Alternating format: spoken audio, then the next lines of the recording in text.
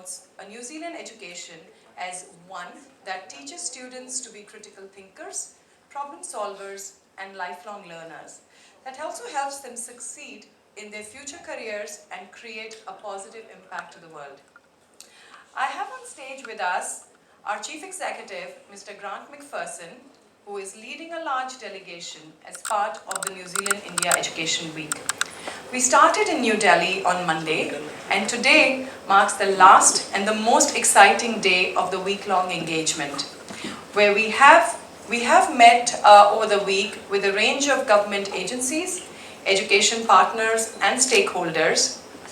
India and New Zealand are currently at a very crucial juncture of our relationship, and the commitment that we see from the New Zealand universities reinforces that this relationship is set to grow.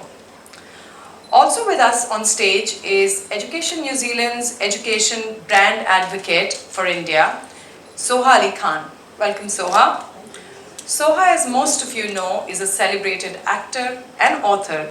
She holds a special passion towards education and has actively been involved in various initiatives that promote education and literacy. Joining Soha and Grant are 3 student alumni who have made their universities proud, just like a lot of other mates that they have who couldn't be here today. They bring real life stories, experiences of life as a student at New Zealand University campuses. So can I welcome Amit Doshi. Amit has done his postgraduate studies from University of Otago with a specialization in marketing management. He has over 12 years of experience in medical device industry across 5 continents. He's also a sports adventurer, and skydiving being his favorite. I clearly see the New Zealand connection there, Amit, with the skydiving. We also have on stage Dr. Shabana Khan, who has done her PhD from the School of Geography and Environmental Sciences from Victoria University of Wellington. She is the founder and director of Indian Research Academy and Maven Magic. She has also worked at Climate Change Research Institute as a researcher. Last but not the least, we have Surbhi Tate, who did her postgraduate in sports and exercise from Auckland University of Technology.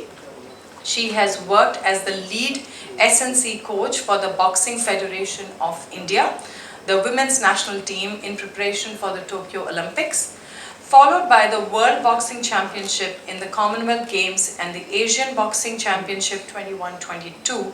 She is currently working as the SNC program lead for Rugby India. Welcome everyone, and we are looking forward to the exciting interactions. So before we get into the conversation piece, can I request our Chief Executive, Mr. Grant McPherson, to give the audience a little bit of a context on what New Zealand India Week signifies. So over to you, Grant.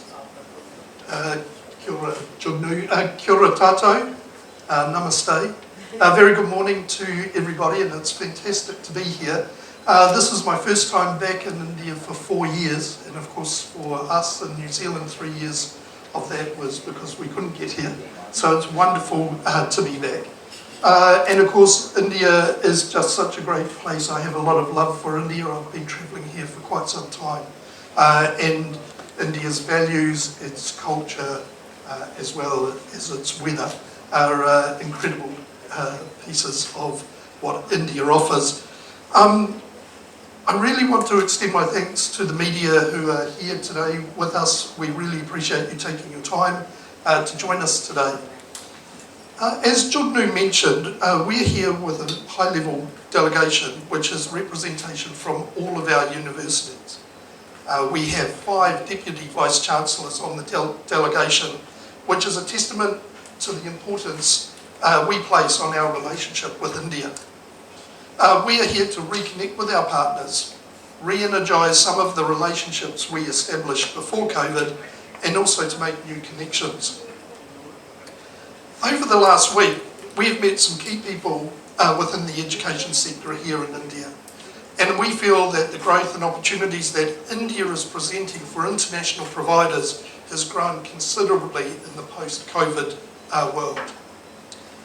Our universities have been very impressed by the opportunities for partnerships and collaborations that India offers and your National Education Policy 2020 offers a very clear and strategic focus to support and encourage international universities, which I must say is very encouraging.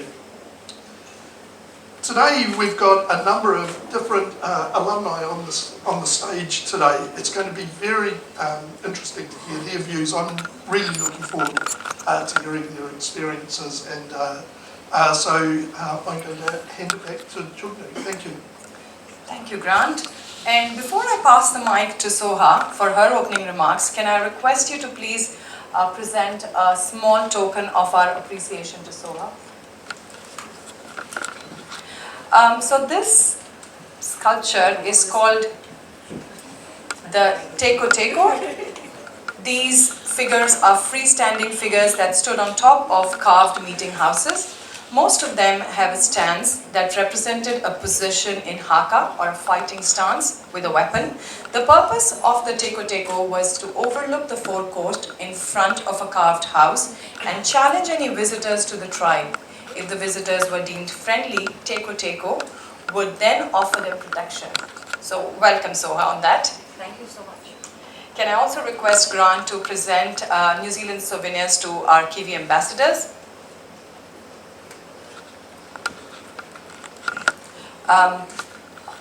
Till now, and so I get to learn so much, and after just within a few weeks of going there, I started teaching as well, because that was part of my scholarship, and I saw the young graduate students with whom I was working, and they were so much independent. So those people also inspired me a lot. So the third key lesson I really got is to value the different point of views, and because New Zealand is truly international, there are people from all over the world, and everyone who has been there, no one wants to go back. So I have so many German friends that I made in New Zealand, and they never wanted to go back to Germany. So it was strange, but everyone is like that. And I also learned agree to disagree. That was really great thing, and I think, because we can value someone's point of view without having to agree to it. And I really like that New Zealand pays a lot of attention, and it really values the nature and people with diversity. So, and inclusiveness, what New Zealand has is, I think we can learn a lot. So I think that is pretty much my takeaways, and there are more, but I think we don't have time. No, there's no time. You're well within your time. I was really listening to you with so much attention, because I also relate to the fact that a good education is so much more than having access to even good books or good professors. It's really about the whole experience. And I think it speaks volumes that both of you have found favorite cities in New Zealand from your short time there. Yes. And in terms of your experiences, in terms of the independence, like for me, I studied history abroad as well, but it wasn't about the dates at all. It was just about really learning how to navigate in a foreign culture, how to use a washing machine, how to use public transport, things that when you come from a protected background, in India perhaps, you're a little nervous about doing. And it really teaches you again how to hold your own, how to have an independent way of thinking, how to respect other people's points of views and other cultures, and yet represent your own and be proud of your own. So that's wonderful to hear. Thank you, Shabana, for sharing that. And now that brings me to Surbi. And you have a wonderful background in sport, and of course you're very passionate and continue to be about sport, and that must have been a natural reason for you to want to go to New Zealand. We've heard about the skydiving. Can you tell me perhaps 3 of your favorite activities that you encountered or experienced in your time at university there? Well, our time starts now. Awesome. I would say the first one, coming from a sport background, it would definitely be go for a rugby match, especially if it's New Zealand. Yeah. Because they will have their haka before every match, which is their warrior dance before every match. Nice. And that's an experience that I think everyone in this world must experience. Okay. Must experience that experience, yes. Second, I would say, well, everybody says skydiving and bungee jumping, but I would go for the treks, the jungle walks and the treks. I will go with you on those treks. It's beautiful. It's absolutely beautiful. I would love to come with you. Yeah. Forests are beautiful, and like everybody says there's nothing dangerous in New Zealand, so you can just go with a free mind. I think my best experience in my walks was probably I was standing on a mountain with a blue lake on my right and a green lake on my left. It was beautiful. Third one I would say would be go for the hot springs. So they just have these natural hot springs where you can just go for a dip. My favorite one was at the Cathedral Cove, where you just go with a spade with your friends. Like go on a road trip, go with a spade with your friends, dig at the beach, and there's going to be hot water coming out. Really? Wow. And you can just sit in that water and relax. It's beautiful. It's so nice. That's. Yeah. How long ago were you there? How many years ago? 2015 to 2017, 2 years. 2 years. That's wonderful. It's just to be in the outdoors, to be in a natural environment that has so much to offer, that you can also learn from is wonderful. Thank you for sharing that. Is it too late for me to go to New Zealand as a student? Never too late. It's never too late, right? And we have all of the New Zealand universities here ready to sign you up. So we should chat. Yeah, we should chat. Because I think that this is an experience. I mean, you're speaking with so much passion, and I'm definitely feeling that I have a few years left. But I want, I don't know about the skydiving, but there's an adventurous side of me that I definitely want to explore. And we can marry that together with some learning, and can take my family along. Yeah, we can arrange something. What's the longest course I can do? Well, it's lifelong learning. Can I be a doctor? It's too late to be a doctor.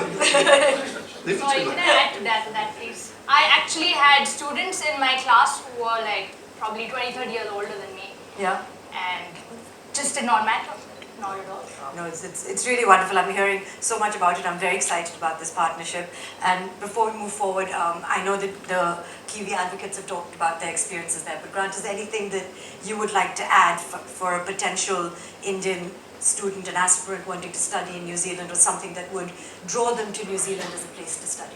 I think there's a couple of things, and we're incredibly proud about our own education system, and then to come out into the international markets and see people that have come to our country to experience it makes me even more proud of our education system. And I thank our Kiwi ambassadors for their reflections on coming to New Zealand. And if there's a few things that have come out, one, it's not only that you're going to get that high quality education that can set you up for life in terms of you're work ready, you can go into other parts of the world with this qualification that just is so valuable and powerful for you.